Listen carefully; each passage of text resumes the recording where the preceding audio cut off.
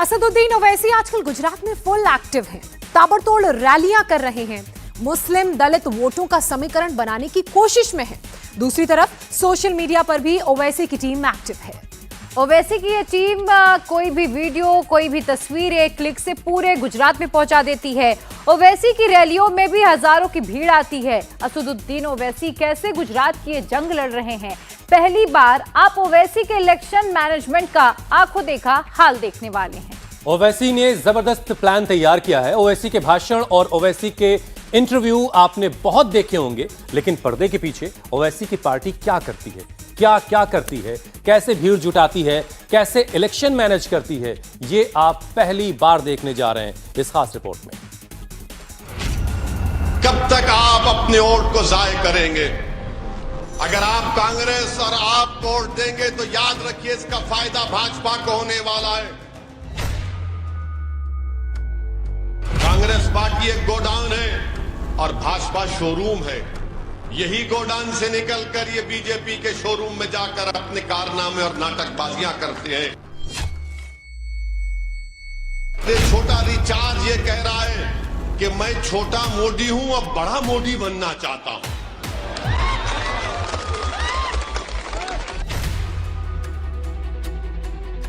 अगर आप भाजपा को रोकना चाहते हैं तो मंजलिस के हक में अपने वोट का इस्तेमाल करिए, अपने वोट को जाय होने मत दीजिए। डायरेक्ट मोदी से पंगा, सीधे कांग्रेस से यलगार और केजरीवाल पर फायर। ओवैसी सिर्फ हवा में ये बातें कर रहे हैं या जमीन पर भी कुछ कर रहे हैं? गुजरात में ओवैसी क्यों आए?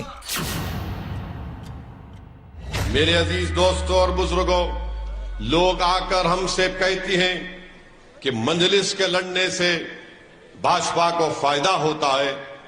मैं आपके दरमियान में खड़े होकर आपसे ही अर्ज कर रहा हूं कि 27 साल से गुजरात में भाजपा कामयाब हो रही है और मंजलिस पहली मर्तबा गुजरात के विधानसभा असेंबली के इलेक्शन में लड़ रही है।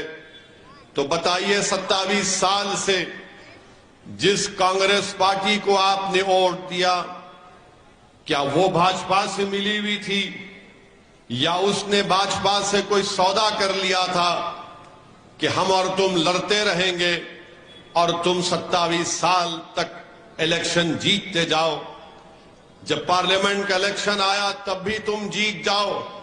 आप बताइए मेरे अजीज दोस्तों, मेरी इज्जतदार मां और बहनों, कांग्रेस पार्टी को आपने झोली भर भर कर वोट दिया, मगर कांग्रेस पार्टी ने क्या किया?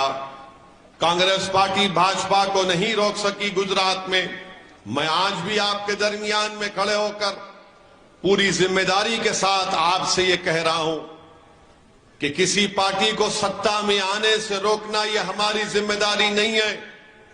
हमारी जिम्मेदारी यह है कि हम अपने इत्तेहाद की ताकत पर अपने मुत्तहिदा वोट को इस्तेमाल करें और अपनी एक आवाज को, अपने नुमाइंदे को गुजरात की विधानसभा में भिजाएं, जिसके दिल में गरीबों के लिए धड़कता हुआ दिल हो, जिसकी सोच और फिक्र में कमजोरों को ताकत दिलाना हो, जिसकी जिंदगी का मकसद मजलूमों को इंसाफ दिलाना हो।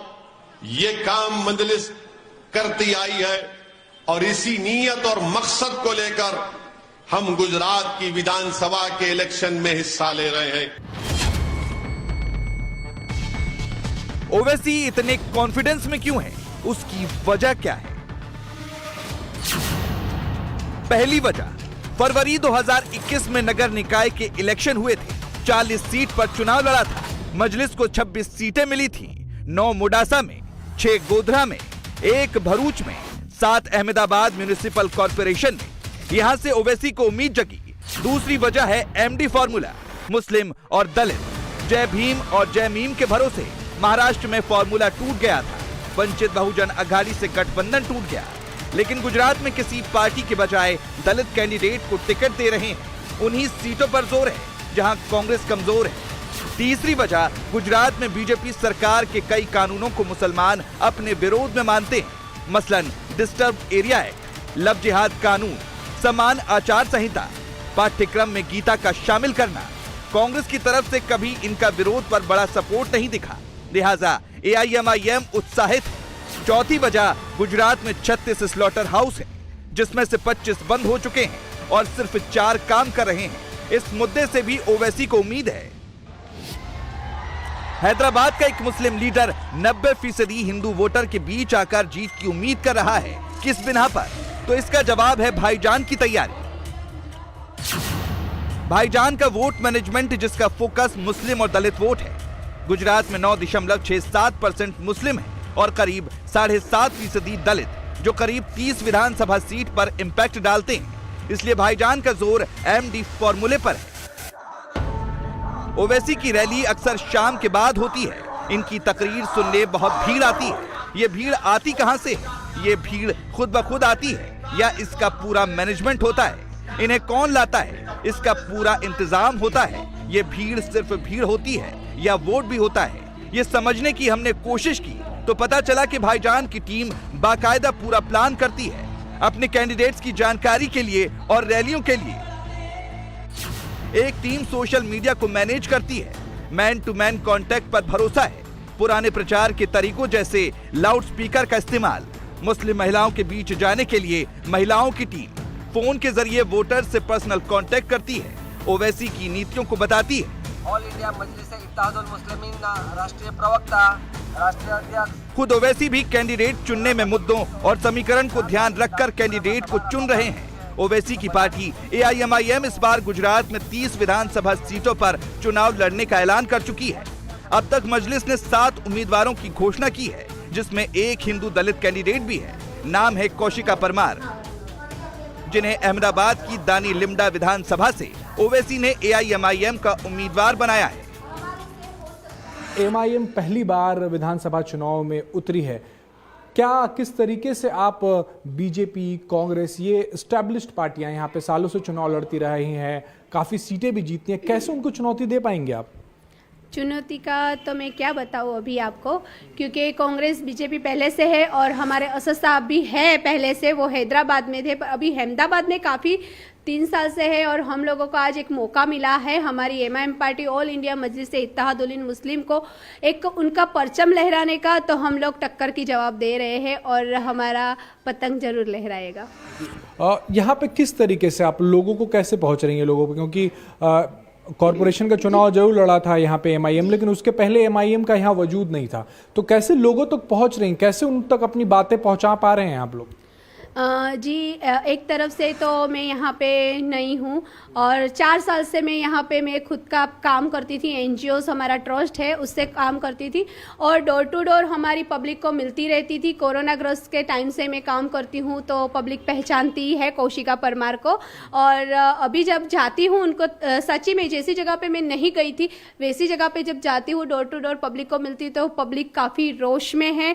उनका यहाँ से 10-10, 15-15 साल से धारा सभ्य जो है हमारी कांग्रेस है यहाँ पे, आज तक उन्होंने कुछ कामगिरी करके नहीं बताई और पब्लिक रोष में है। तो जब उनके पास बात सुनती हूँ उनकी तो मुझे फील होता है और पब्लिक हमको सपोर्ट करने के लिए आगे बढ़ती है।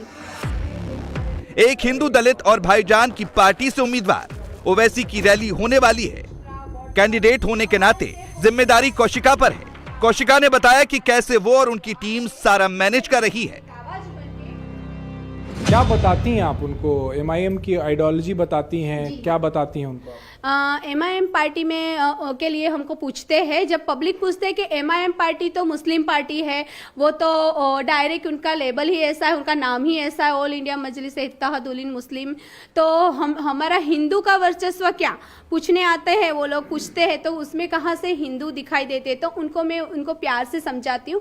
जो आप लोग जो बोल रहे हो वो ओनली फॉर हिंदू को मुस्लिम को लेके नहीं चलने वाली पार्टी है, वो हिंदू और मुस्लिम दोनों को लेके चलती है और असद साहब बाबा साहेब आम्बेडकर के बंधारण के ऊपर लेके ही आज तक आवाज़ उठाई है। और आप लोगों को देखना और समझना चाहिए कि जो हिंदू मुस्लिम ये पार्टी करती तो है ना, हमारी बीनाबेन परमार जो कॉरपोरेशन के चुनाव लड़ के बहुत सारी उन्होंने हासिल की है, बहुत बड़ी जीत हासिल की है यहाँ पे। तो वो जमालपुर से जो काउंसिलर है हमारे बीनाबेन परमार, वो नहीं आए होते और आज कौशिका परमार को ये मौका मिला है तो वो भी आपके सामने हिंदू एक बहन आपके सामने नहीं आई होती। तो आप ऐसा मत सोचिए कि ये पार्टी मुस्लिम की है और ये है, हम हिंदू और मुस्लिम दोनों को साथ में लेने चलने वाली ही पार्टी है। कैसे लोगों तो कैसे पहुंचे? जैसे असदुद्दीन ओवैसी की रैलियां हो रही हैं तो वहां पर लोगों को इनवाइट करने के लिए आप कैसे लोगों तक पहुंच रही हैं, या चुनाव प्रचार जब कर रही हैं तो कैसे लोगों तक पहुंच रही हैं? मैं डोर टू डोर जाती हूं और हमारी टीम के साथ जाती हूं और उनको प्रचार करके उनको बताते हैं। और आज हमारी बहुत बड़ी यहाँ पे जाहिर सभा भी है, हमारे असद साहब खुद आ रहे हैं, साथ में इम्तियाज जली साहब का भी आगमन है और वारिश भाई पठान भी आ रहे हैं। तो पब्लिक के सामने हम उनको प्रचार करते हैं, हमारी पत्रिकाएं, हमारे पैम्पलेट्स है, उनको देते हैं और रिक्वेस्ट करते हैं कि आज यहाँ पे आइए। और एक हिंदू बहन यहाँ की मैं बहू हूँ तो उनके पास मैं विनती करती हूँ हमारी पूरी टीम को लेके जाके कि प्लीज़ हमारे साथ जुड़िए और हमारी मजलिस वो सबको साथ में लेके चलने वाली मजलिस है। तो आप सब हमको सपोर्ट कीजिए और सब लोग हमारे साथ आ रहे हैं और जुड़ रहे हैं सब। गुजरात में नगर निकाय के चुनाव में ओवैसी अपना दमखम दिखा चुके हैं। ओवैसी खुद को जमीनी लीडर कहते हैं और जमीनी मुद्दों को उठाते भी हैं, लेकिन उनके ऊपर मुस्लिम लीडर का लेवल चस्पा है। लेकिन वो गुजरात की 30 विधानसभा सीटों पर कॉन्फिडेंट है, तो उसकी वजह कौशिका परमार जैसे कैंडिडेट और AIMIM के वर्कर हैं, जो सोशल मीडिया से लेकर मैन टू मैन कांटेक्ट में कोई कसर नहीं छोड़ते। ओवैसी की पार्टी का सोशल मीडिया मैनेजमेंट कैसे काम करता है? दरअसल कैंडिडेट और पार्टी का व्हाट्सएप ग्रुप है। फेसबुक, ट्विटर, इंस्टाग्राम पर पार्टी के लोग इनविटेशन देते हैं।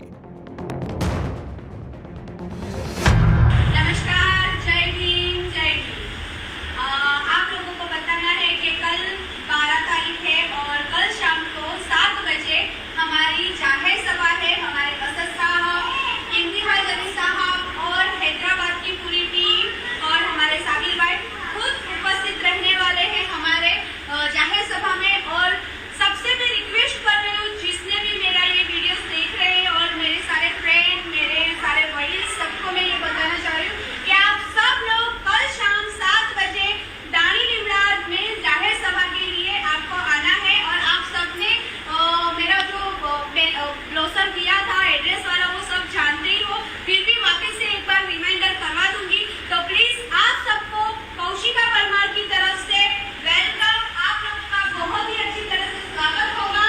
ओवैसी की रैली थी। कौशिका परमार फेसबुक के जरिए उनकी रैली में आने की अपील कर रही हैं और साथ ही उनकी पूरी टीम इसमें लगी हुई थी।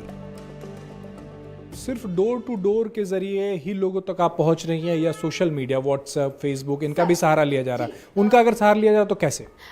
सोशल मीडिया, हमारी पूरी टीम है, सोशल मीडिया से भी हम बताते हैं सबको। और फेसबुक, हम इंस्टा, सब जगह से हमारे आज की जो सभा है और डोर टू डोर जाने वाली जो हमारी रैली होती है उसके बारे में भी सबको हम बताते रहते हैं और वहाँ पे हम पहुँचते हैं। मीडिया वाले भी खूब सपोर्ट कर रहे हैं, वो भी हमारे इंटरव्यूज जैसे आप आए हो वैसे वो लोग भी आते हैं और वो भी सोशल मीडिया पे बहुत सारी हमारी पोस्ट डालते हैं और पब्लिक तक पहुंचने की जितने ज़्यादा हो सके उतने हम पब्लिक तक पहुंच रहे हैं। और साथ में हमारी पूरी टीम है, आप देख सकते हो कि हमारी पूरी टीम बहुत ही, यानी वो इंस्टा हो, फेसबुक हो या फिर व्हाट्सअप हो, तो हम उस हिसाब से हमारे ग्रुपों में, हमारे सब जगह पर रिलेटिव्स होते हैं उनको हमारे अड़ोस पड़ोस में सब जगह पे हम लोग पहुंचाते हैं, हमारी बात पहुंचाते हैं। लेकिन क्या इससे ओवैसी के लिए भीड़ जुट जाती है और क्या उनको वोट मिल जाते हैं? जो भीड़ ओवैसी की रैली और तकरीरों में दिखती है वो भीड़ आती कहां से है? लाता कौन है? ये वोटर हैं या सिर्फ भीड़ है? असद साहब की जब रैली होती है तो उसमें जिस इलाके में होती है रैली, जैसे दानी लिमड़ा में रैली हो रही है, तो सिर्फ वहीं के लोग रहते हैं उसमें सुनने वाले, वहीं के कार्यकर्ता रहते हैं, या बाहर से भी लोग वहां पहुंचते हैं? नहीं, वहाँ हमारी जब जाहिर सभा और रैलीज होती है तो बाहर के बहुत सारे, हम तो बोलते हैं कि जब हम निकलते हैं ना तब हमारी वहाँ की पब्लिक तो होती है, पर आप नहीं मानोगे कि हमारे साथ बहुत दूर दूर से, हमारे मोरबी ले लो, हमारे यहाँ पे सूरत के ले लो, हमारे बड़ौदा से टीम ले लो, हमारी जहाँ जहाँ पे हमारी MIM पार्टी की टीम है, और वहाँ की पब्लिक भी असद साहब को मिलने और यहाँ पे उनकी सभा में हाजिर होने आते हैं। बहुत हम यहाँ की पब्लिक और बाहर की पब्लिक दोनों आती है। इंडिया टीवी हर वक्त हर जगह डाउनलोड करने के लिए सर्च करें India TV news Google play store या ऐप स्टोर पर।